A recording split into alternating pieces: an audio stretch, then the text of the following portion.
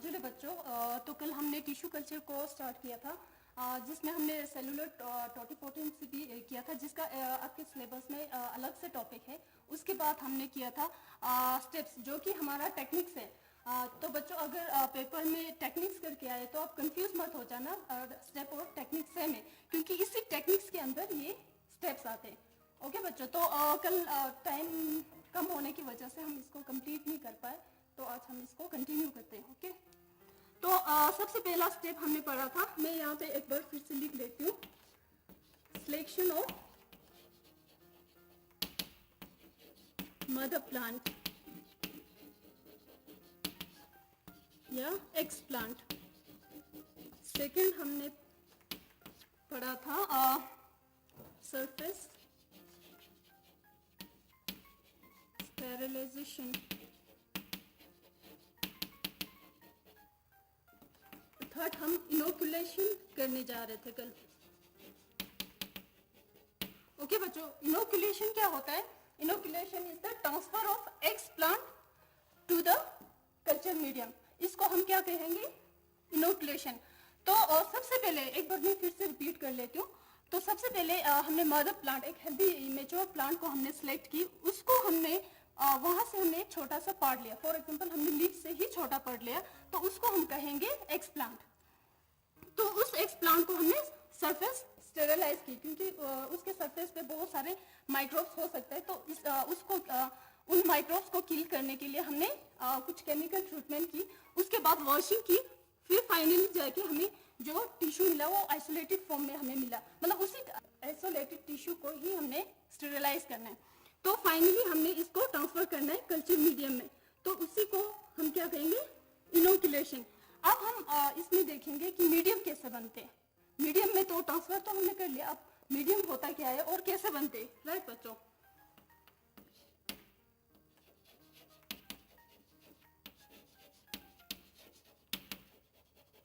Culture medium की हम preparation देखेंगे थोड़ा।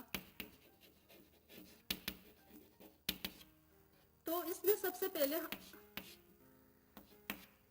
कल्चर मीडियम, मैं शॉर्ट में लिखती हूँ बच्चे। Culture medium is prepared in distilled water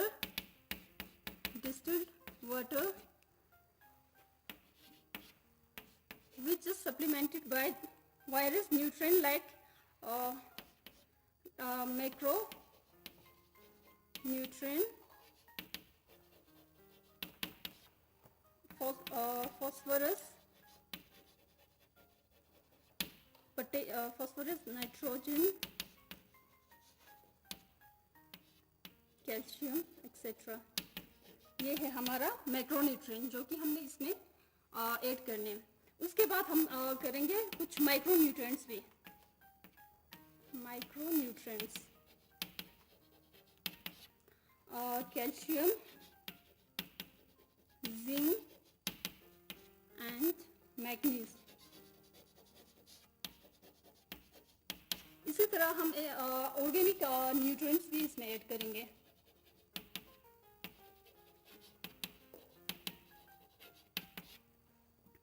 vitamins, amino acids,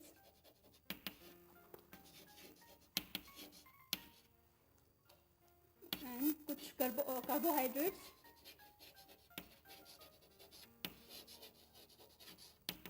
in the form of sucrose। इसके अलावा हम एक ग्रोथ रेगुलेटर भी इसमें ऐड करेंगे। Growth hormone,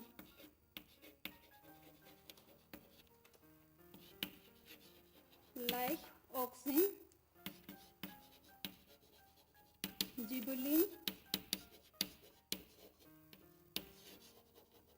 and cytokinin. These micronutrients help in the development of mature plant.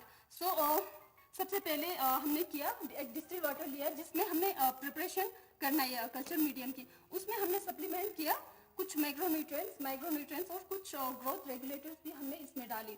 तो इसके बाद हम क्या करेंगे? कल्चर मीडियम का जो pH है वो हमने कितना रखना है, अराउंड 5.8 रखना है, जो कि स्लाइटली एसिडिक।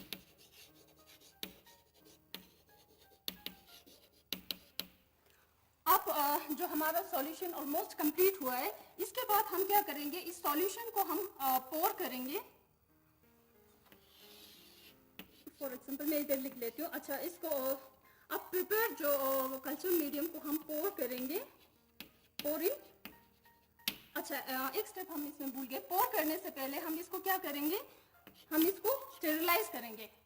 ओके बच्चों, स्टेरिलाइज कैसे करेंगे, हम पहले तो एक कॉनिकल फ्लास्क लेंगे, बहुत सारे कॉनिकल फ्लास्क लेंगे, उसमें हम थोड़ा थोड़ा पोर करेंगे, उसमें डालने के बाद हम उसको स्टेरिलाइज करेंगे with the help of autoclave.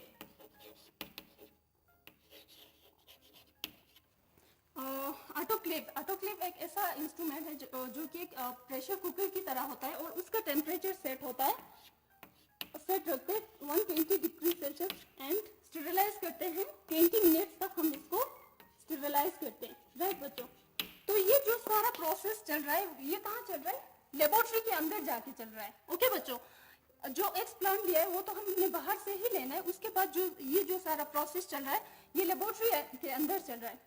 अब जो हमारा इनोकुलेशन का पार्ट चल रहा है, अभी तो हम कल्चर मीडियम ही प्रिपेयर कर रहे हैं, तो इसमें हम इनोकुलेट करेंगे। इनोकुलेशन का जो पार्ट चलेगा वो कहाँ चलेगा, लेबोरेटरी के अंदर एक चैम्बर होगा, जिसको हम कहेंगे laminar air flow chamber. Okay बच्चों, तो हमने क्या किया था, कॉनिकल फ्लास्क में डाल दिया था, अब उसको हमने स्टेरिलाइज करना है ऑटोक्लेव में।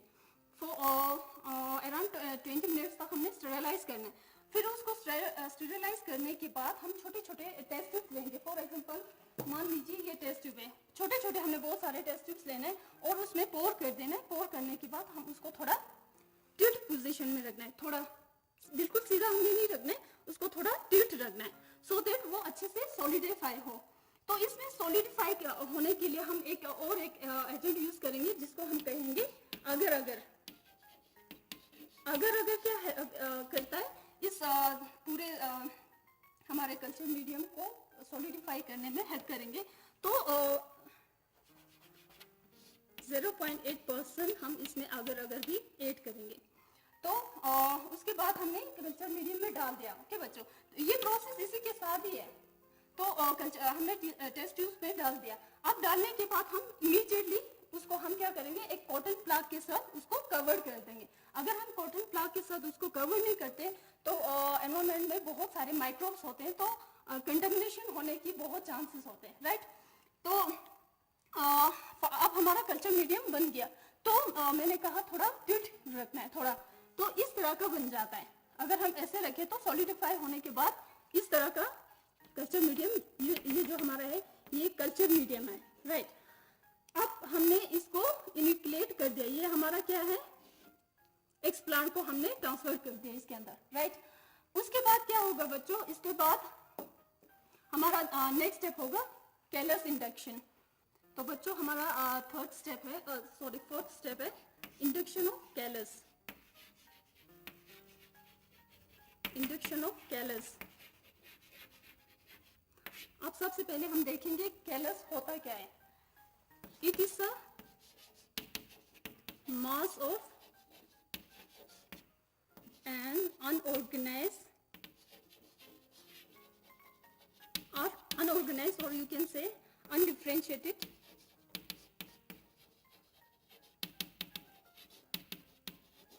टिश्यू। मतलब ये अभी ग्रुप ऑफ टिश्यू है जिसमें अभी ऑर्गन्स वगैरह अभी फुली डेवलप, मतलब फुली क्या अभी उसमें विजिबल भी नहीं है, अभी बना ही नहीं है इसमें। ओके, तो हमारा कैलस की इंडक्शन कैसे होगी, इसके बाद हमारा थर्ड स्टेप कैलस। जैसे कि हमने कल्चर मीडियम के अंदर हमने बहुत सारे क्या डाली थी, पहले हमने बहुत सारे हार्मोन्स वगैरह डाली थी, ग्रोथ रेगुलेटर्स। तो इसमें क्या प्रेजेंट होंगे, साइटोकिनिन भी डाली थी हमने, जिबरलिन भी डाली थी हमने, ऑक्सिन्स भी डाली थी। तो प्लांट में कैपेसिटी होगी इस साइटोकिनिन को एब्जॉर्ब करने की, जो कि इस मीडियम में प्रेजेंट है। तो उसकी वजह से यहाँ पे कैलस फॉर्मेशन होना स्टार्ट हुआ। साइटोकाइनिन में क्या होता है कि साइटोकाइनिन का ये रोल होता है, इसकी वजह से सेल की डिवीजन होना स्टार्ट होते हैं। तो सेल की डिवीजन होना स्टार्ट होते हैं, उसकी वजह से ग्रुप ऑफ सेल बन जाते हैं, राइट बच्चों। इसके बाद हमारा लास्ट नेक्स्ट स्टेप आता है एम्ब्रियोजेनेसिस। एम्ब्रियोजेनेसिस या ऑर्गेनोजेनेसिस। तो अब यहाँ पे देखिए, एक तो कैलस के बाद हमें डायरेक्ट ऑर्गन बन सकते हैं एक केस, दूसरा केस हमारा बन सकते हैं एम्ब्रियो के थ्रू, फिर फाइनली जाके हमें प्लानलेट्स बनते हैं। तो कैलस के बाद जो हमारा ऑर्गन बनते हैं, ऑर्गन क्या होते हैं, वही रूट शूट लीफ को हम ऑर्गन, तो उसके बाद जो हमारा फुल फ्लेज एक प्लानलेट्स बनते हैं उसको कहेंगे, उस स्टेजेस को हम कहेंगे ऑर्गेनोजेनेसिस, जिसमें एम्ब्रियो नहीं बनती है, डायरेक्ट ऑर्गन बन के फिर हमारा प्लानलेट्स। अब हमारा एम्ब्रियोजेनेसिस में क्या होता है, कैलस के बाद हमारा एम्ब्रियो बन गया, राइट। एम्ब्रियो के बाद फिर हमारा फाइनली हमें एक प्लानलेट्स मिला। ओके बच्चों, तो हम जो अब ये प्लानलेट्स बन गया, ये हम डायरेक्टली हम फील्ड में ट्रांसफर नहीं करेंगे, क्योंकि अभी तो ये आर्टिफिशियल एनवायरनमेंट में ये ग्रो कर रहे हैं, तो डायरेक्टली हम इसको करेंगे तो इसको अडॉप्ट करने में मुश्किल हो जाएगी, तो ये सर्वाइव नहीं कर पाएंगे। इसलिए पहले हम इसको पोट में ट्रांसफर करेंगे, फिर धीरे धीरे जाके हम इसको फीड में ट्रांसफर करेंगे, सो दैट ये अच्छे से अडॉप्ट कर ले। तो बच्चों अभी हमने प्लांट टिश्यू कल्चर के हमने टेक्निक्स कंप्लीट कर लिया हुआ है, तो एक बार फिर से हम इसको रिपीट करें सो दैट आप लोग और ज़्यादा क्लियर हो जाएंगे। तो सबसे पहले हमने क्या लिया, एक्स प्लांट, जिसको हम कल्चर करेंगे। तो उस एक्स प्लांट को हम कहाँ लेके जाएंगे, लेबोरेटरी में। लेबोरेटरी में क्या करेंगे, लेबोरेटरी है जो टोटली एसेप्टिक कंडीशन में होंगे, जो कि बिल्कुल माइक्रोब्स फ्री होंगे, राइट। तो उसके अंदर भी एक चेंबर होगा जिसको हमने पहले मेंशन किया था, लेमिनर एयर फ्लो चेंबर। तो आप इस पिक्चर में आप देख सकते हो, ये लेमिनर एयर फ्लो चेंबर का फोटोग्राफ्स है, प्लस ये पर्सन कैसे इसको कर रहे हैं। तो इस सारा प्रोसीजर को स्टार्ट होने से पहले हम लेमिनर एयर फ्लो चेंबर को हम यूवी रेडिएशन के साथ स्टेरिलाइज करेंगे, अप टू 15 मिनट्स तक हम इसको ऑन रखेंगे यूवी रेस को, सो दैट सारा जितना भी माइक्रोब्स है सारा किल हो जाएंगे। ओके, फिर उसके बाद ये सारा प्रोसेस जो है हम स्टार्ट करेंगे। तो एक प्लांट को लिया, तो उसके लिए बहुत सारे इंस्ट्रूमेंट भी चाहिए होते हैं, फॉर एग्जांपल फोर्सेप, नीडल्स, तो सारा जो फोर्सेप नीडल्स वगैरह चाहिए हम एक टेस्ट ट्यूब में रखेंगे या किसी ग्लासवेयर में रखेंगे, जिसमें होगा अल्कोहल प्रेजेंट होगा। तो ये अल्कोहल क्या करता है, इसको भी स्टेरिलाइज करने में हेल्प करता है। तो कैसे करेंगे, हमने एक ग्लासवेयर में वो सारा इंस्ट्रूमेंट रखा हुआ है, एक साइड पे हमने स्पिरिट लैम्प भी लेना है, इसकी स्पिरिट लैम्प भी इसकी जरूरत है।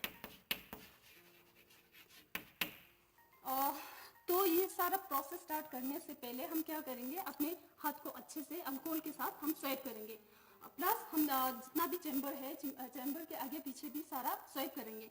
तो हम स्पिरिट लैम्प को ऑन करेंगे और वहाँ से हम इंस्ट्रूमेंट जो कि हमें या फॉसेप चाहिए, तो हम फॉसेप को डिप करेंगे अल्कोहल में, फ्लेम के ऊपर रखेंगे, राइट। तो फिर डिप करेंगे, फिर रखेंगे इसको, कुछ टाइम तक हम इसको रिपीट करते जाएंगे, सो मतलब पूरी तरह ये स्टेरिलाइज हो। तो उसके बाद हमने वहाँ से एक्सप्लांट को हमने लेना है, उसके फॉसेप के थ्रू लेके हमने इनोक्लेट करना है, किसमें, मीडियम में, राइट। तो मीडियम में रखने के बाद इमीडिएटली हमने उसको कवर कर देना है। तो आप फोटो भी देख सकते हो, इसमें ऑलरेडी ये इनोक्लेशन कर रहा है, राइट। सेकेंड जो मैंने अभी एक आप कल्चर मीडियम का भी मैंने थोड़ा बहुत बताया, तो वो भी हम करते हैं।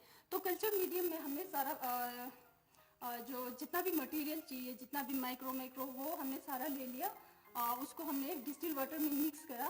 तो उसके बाद हमें एक पहले तो हमें सेमी सॉलिड सा एक फॉर्म में मिलेंगे, जो कि हमने उसको फिल्टर करना है, फिल्टर करके हमने कॉनिकल फ्लास्क में डालना है। तो उसमें डालने से पहले जो ग्लास वेयर जो हमें या तो हम पेट्री प्लेट्स यूज करेंगे वो सारा स्टेरिलाइज होंगे, वो सारा चीजें उसमें हम डायरेक्ट नहीं डालेंगे, वो पहले ही स्टेरिलाइज होगा। स्टेरिलाइज कैसे किया होगा? ऑटोक्लेव किया होगा। सेम उसी तरह जो कि मैंने पहले बताया, वो पहले ही ऑटोक्लेव किया होगा 120 डिग्री सेल्सियस फॉर 20 मिनट्स तक। तो उसमें हमने डालने के बाद इमीडिएटली हमने कॉटन प्लग को कवर किया। कॉटन प्लग ऐसा होना चाहिए कि उसमें दब दब करके एक आवाज आना चाहिए, तब जाके वो फिक्स होगा। लूज अगर हम करेंगे तो सारे माइक्रोब्स अंदर जाएंगे, सारा कंटेमिनेट कर देंगे, राइट। तो उसको डालने के बाद फिर से हम उसको ऑटोक्लेव करेंगे कल्चर मीडिया को, राइट। फिर फाइनली जाके हम टेस्ट ट्यूब्स में पोर करेंगे। तो आप इस पिक्चर में आप देख सकते हो कि बहुत सारे टेस्ट ट्यूब्स में हमने डाल के रखा हुआ है और उस पोजीशन में रखा हुआ है सो दैट जो कल्चर की पोजीशन जो है वो थोड़ा टिल्ट आ जाए, थोड़ा, राइट बच्चों। तो यही हमारा प्रोसीजर है।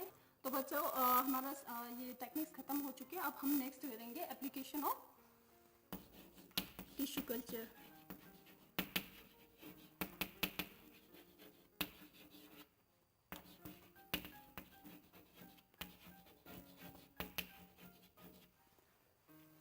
तो सबसे पहला हमारा एप्लीकेशन होगा टू कंजर्व रेयर और एंडेंजर प्लांट स्पीशीज। ये टिश्यू कल्चर है, ये ज़रूरी नहीं है कि हम सिर्फ प्लांट के लिए ही करें, ये एनिमल्स के लिए भी टिश्यू कल्चर करते हैं। तो इसलिए मैंने स्पेशली यहाँ पे मेंशन किया प्लांट की। तो बच्चों पहला हमारा एप्लीकेशन है, हम इसको यूज़ करते हैं एनिमल्स जो एंडेंजर एनिमल्स। एंडेंजर क्या होते हैं? Are those animal which are likely to extinct in the near future. अगर हम उसकी कंजर्व नहीं करते, अगर हम उसको केयर नहीं करते, तो नेक्स्ट कमिंग फ्यूचर्स में इसकी एक्सटिंक्ट होने की बहुत चांस है। तो इसलिए हम इसको क्या करते हैं, टिश्यू कल्चर के थ्रू बहुत सारे इसके मल्टीपल कॉपीज बनाते हैं सो दैट हम इसको कंजर्व कर सके। रेयर स्पीशीज वो होते हैं जो कि नेचर में ही वो बिल्कुल कम होते हैं, मतलब उसके नंबर बहुत कम होते हैं, तो बहुत जल्दी इसकी एक्सटिंक्ट होने की बहुत चांस है। तो इन सब स्पीशीज को हम कंजर्व करने के लिए टिश्यू कल्चर हेल्प करते हैं। सेकंड, टू प्रोड्यूस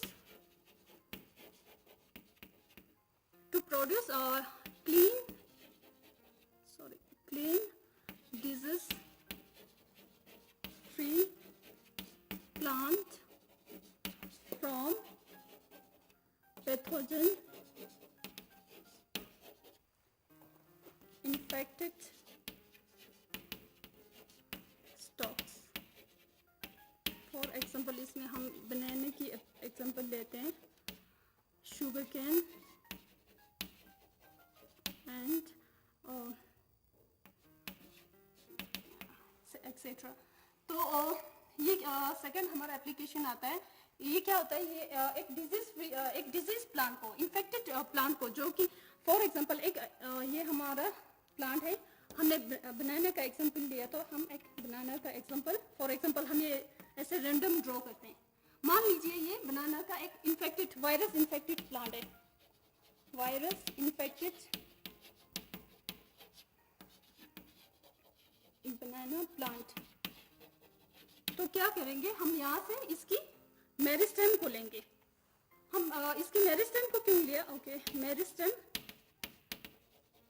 क्योंकि मेरिस्टेम प्लांट के वो पार्ट होते हैं जो कि एक्टिवली डिवाइडिंग सेल्स इसमें प्रेजेंट होता है, जिसकी वजह से ऑब्वियसली जो सेल्स जो एक्टिवली डिवाइड कर रहा है, तो वो ऑब्वियसली अभी वो इन्फेक्ट नहीं हुए होंगे as compare to other plant. जो अदर पार्ट्स है जो ऑलरेडी डेवलप है वो तो इन्फेक्टेड है, जो एक्टिवली डिवाइडिंग है वो अभी वायरस से इन्फेक्टेड नहीं है। तो हम मेरिस्टेम को लेंगे।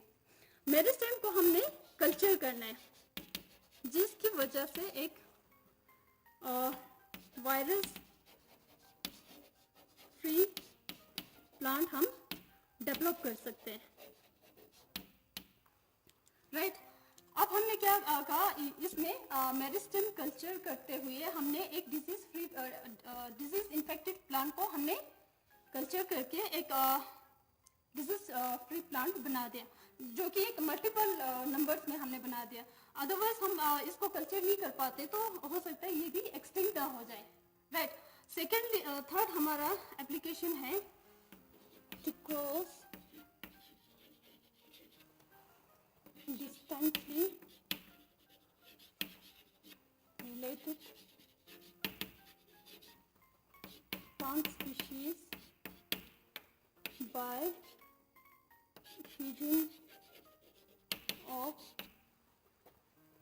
protoplasm and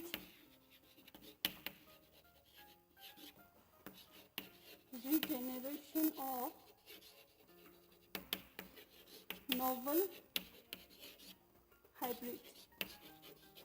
इसमें हम एग्जाम्पल देखेंगे टोमेटो, POMATO, राइट। तो by using this tissue culture technique हम हमें ये पॉसिबल होता है to totally different plant species या टू डिफरेंट प्लांट वैरायटी को हम फ्यूज कर सकते हैं via fusion of their protoplasm. उनके प्रोटोप्लाज्म को फ्यूज करते हुए एक न्यू हाइब्रिड को हम ले सकते हैं। इसमें हम एग्जांपल देखेंगे टोमेटो। तो बच्चों अभी मैंने बताया कि दो प्रोटोप्लाज्म जो कि डिफरेंट प्लांट के हैं उनकी फ्यूजन किया जाता है। तो सबसे पहले हमें प्रोटोप्लाज्म कैसे आइसोलेट करना है। प्रोटोप्लाज्म की फ्यूजन तो होगी पर आइसोलेशन कैसे होगी, यहाँ पे हम जल्दी से एक बार देखते हैं। एक्स प्लांट लेना है जो कि हमने लीफ लिया है। यहाँ पे लीफ को हमने सरफेस स्टेरिलाइजेशन किया जो कि हमने टिश्यू कल्चर में किया, सेम वैसे ही है। उसके बाद हमने इसके एपिडर्मल सेल को पील करना है। एपिडर्मल सेल क्या होता है, जो आउटर कवरिंग होता है इसके लीफ के या किसी भी टिश्यू का, तो उसको पील करना है। पील करने के बाद हमने एक सॉल्यूशन में डालना है जिसमें होगा एंजाइम्स होगा पेक्टिनस एंड सेलुलेस। दो एंजाइम्स होंगे जो कि हेल्प करेंगे इसके सेल वॉल को। अब प्लांट सेल है तो ऑब्वियसली इसमें सेल वॉल प्रेजेंट होगी, तो उस सेल वॉल को हमने ब्रेक करने के लिए ये एंजाइम को यूज किया। इसमें ये कैपेबिलिटी होगा, इसकी ब्रेकेज होगी। ब्रेकेज होने के बाद फाइनली हमें जो मिला एक प्रोटोप्लाज्म, सिंपल एक प्रोटोप्लाज्म जो कवर किया हुआ है एक सेल मेम्ब्रेन के साथ। तो इसमें हमें कैसे पता चलेगा, जब हम इसकी आइसोलेशन करेंगे तब हम जो हमने बीकर में डाला था यहाँ पे दो लेयर बनेंगे। नीचे सेल डेब्रिस मिलेंगे जो कि सेल वॉल जो ब्रेकेज होके नीचे सेटल हुए, ऊपर जो हमें मिलेंगे वो प्रोटोप्लास्ट होंगे। अब हमारा आइसोलेशन अब हमें प्रोटोप्लास्ट मिल चुके हैं। तो अब जाके हमने सेम चीज हमने टोमेटो का भी करना है, सेम आइसोलेशन प्रोसीजर टोमेटो का भी करना है, पोटैटो का। तो हमारा प्रोटोप्लास्ट दोनों का मिल चुके हैं। अब हमने इन दोनों को फ्यूजन करना है, राइट। फ्यूजन करना है, उसके बाद सबसे पहले हमारा सेल फ्यूजन होगा। सेल फ्यूजन के बाद हमारा होगा cell fusion means cell membrane की फ्यूजन होगी इसमें, राइट। सेल मेम्ब्रेन की फ्यूजन होगी, उसके बाद हमें हेटेरोकैरियोन मिलेगी जो कि cell containing two different nuclei. इसके भी न्यूक्लियर होंगे, इसके भी न्यूक्लियर, दोनों के न्यूक्लियस इसमें प्रेजेंट होंगे। उसके बाद जो दोनों न्यूक्लियर की फ्यूजन होगी, अब यहाँ पे क्या होगा, न्यूक्लियर फ्यूजन होगा, राइट। न्यूक्लियर फ्यूजन के बाद जो हमें मिलेंगे एक नोवल हाइब्रिड जिसको हम कहेंगे सोमेटिक हाइब्रिड। या हमने इसमें सीधा हमने एग्जांपल लेके किया तो हमने टोमेटो और पोटैटो का उसका हाइब्रिड मिला हमें पोमेटो, जो कि पर अनफॉर्चुनेटली इस पोमेटो में सारे कैरेक्टर नहीं आया हुआ है। तो ये अनफॉर्चुनेटली ऑलमोस्ट फेल ही है। ये जितना डिसेबल कैरेक्टर चाहिए था वो इसमें आया नहीं है। तो हमारा थर्ड जो एप्लीकेशन है माइक्रो प्रोपोगेशन, जो कि हमने ऑलरेडी कल किया हुआ है। With in A short period हमने बहुत सारे लार्ज नंबर्स ऑफ प्लांट को हमने प्रोड्यूस किया using this tissue culture technique, जिसको हम कहेंगे माइक्रो प्रोपोगेशन। फोर्थ हमारा क्लोनल प्रोपोगेशन।